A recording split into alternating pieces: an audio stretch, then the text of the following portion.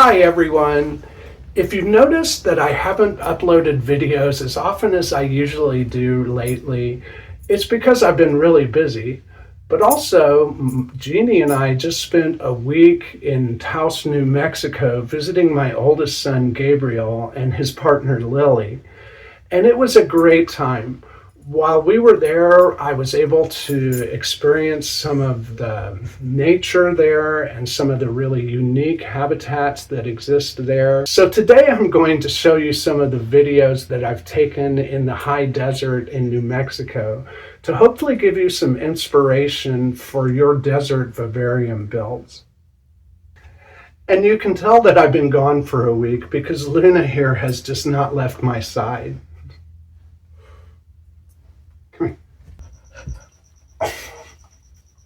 I love you.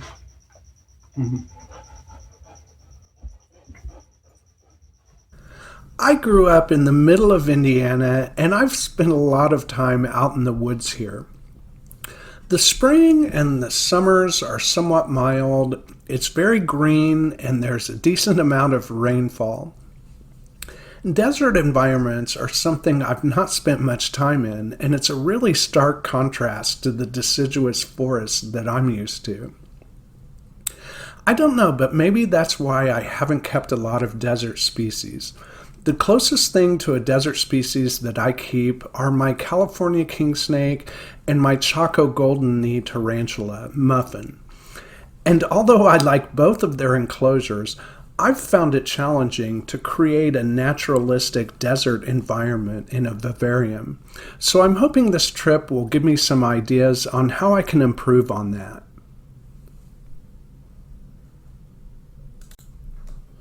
The Chaco golden knee tarantula comes from the Grand Chaco region of South America.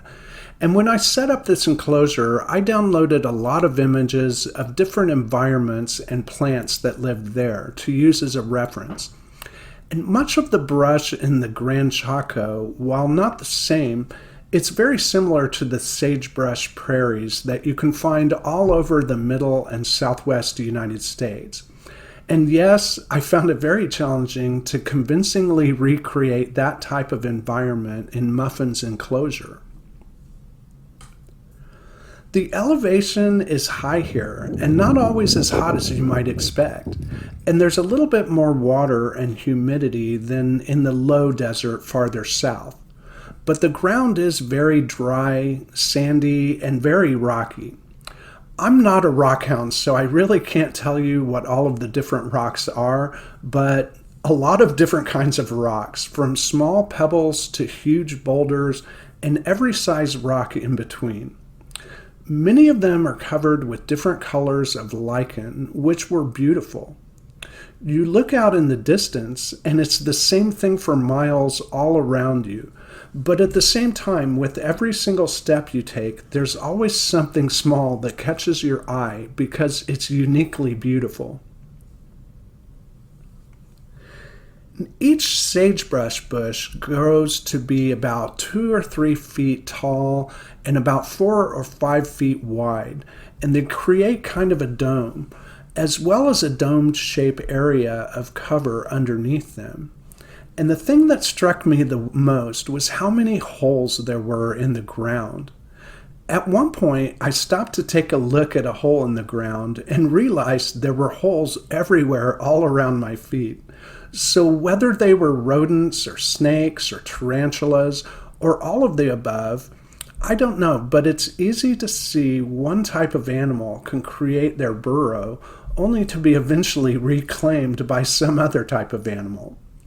I think probably a lot of these burrows are old and vacant, and if one animal decides they want to live there, they have to see if anyone else is living there already.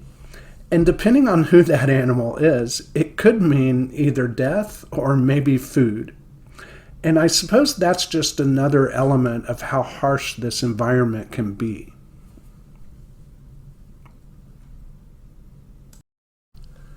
I think the dogs enjoyed walking in these prairies as much as we all did. For me, I was fascinated by these spaces underneath the sagebrush shrubs. That's where I can easily picture a snake coiled up and resting in the shade and cover. I think this is what I wanted to create in Muffin's enclosure, but I really found that difficult.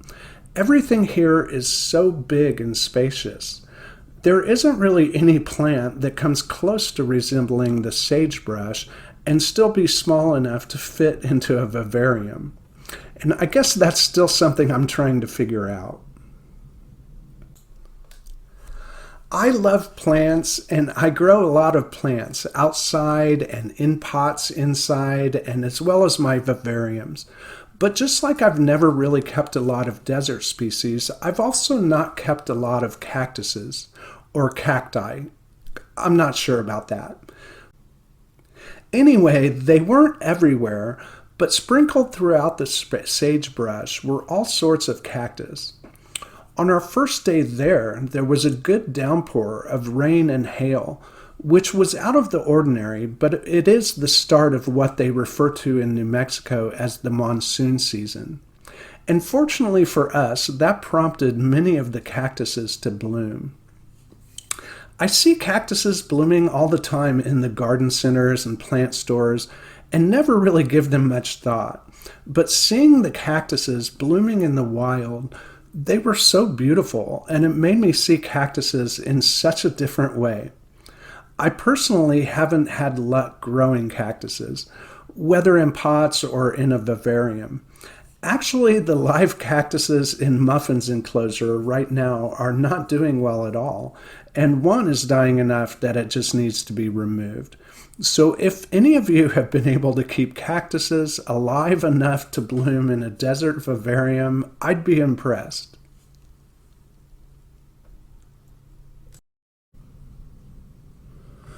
Throughout the sagebrush are areas of water runoff called arroyos.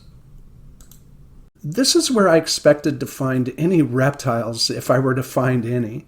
I really hope to be able to see some snakes, if not some tarantulas in the wild. And as far as herping goes, you really have to plan to be in the right spot at the right time, which I was not. But I did see this little guy. He skittered across the rocks into a little cave where he let me get a little bit of a look at him. He seemed to be very curious but cautious at the same time. After doing some research, I learned that this is a desert spiny lizard. I think Celoporus magister. I've never kept many lizards before, and while this would be a very common lizard to see if you lived in the Southwest, it was definitely a new one for me. I love the blocky shape of his head, and the iridescent blue and green on his belly and chin is so pretty. I really wanted to take him home with me.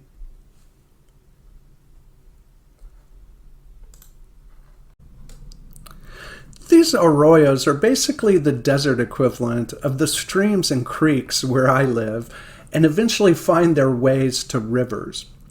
In this location, we're only a few miles away from the Rio Grande River, and only a few miles away from the Rio Grande Gorge. These are shots taken from the top of the bridge crossing the gorge, and it's an 800-foot drop to the bottom.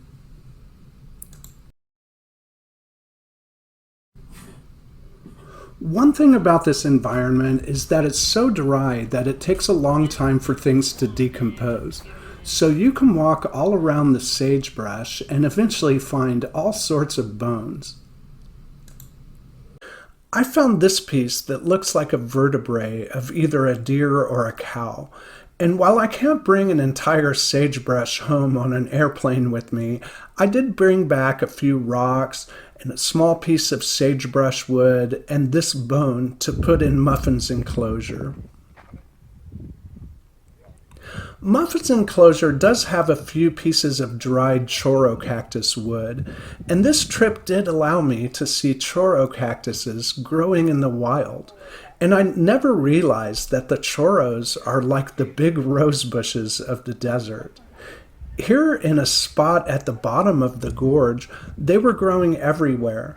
But again, you can see the scale and vastness of this place. And that's what I'm finding so difficult to convey inside a vivarium.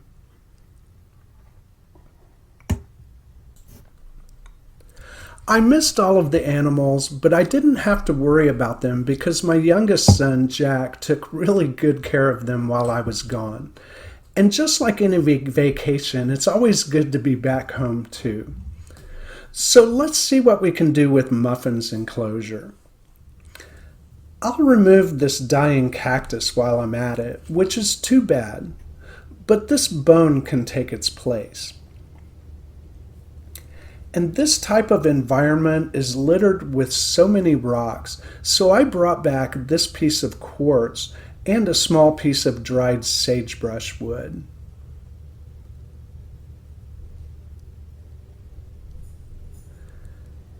And I think it's looking a little bit closer to this type of environment. Muffin is one tarantula that spends a lot of time out on display just outside of her burrow, so I want her enclosure to look as beautiful as she does. And by the way, I was recently able to get a good enough molt to confirm that Muffin is a female, and that makes me really happy. At least I think so. Here's a picture of that mole, and I'd be happy for anyone to take a look at it and tell me if you agree. And whether it's for a fully bioactive vivarium or just something that looks natural, there's no better way to get ideas than spending some time in the habitat that you're trying to recreate.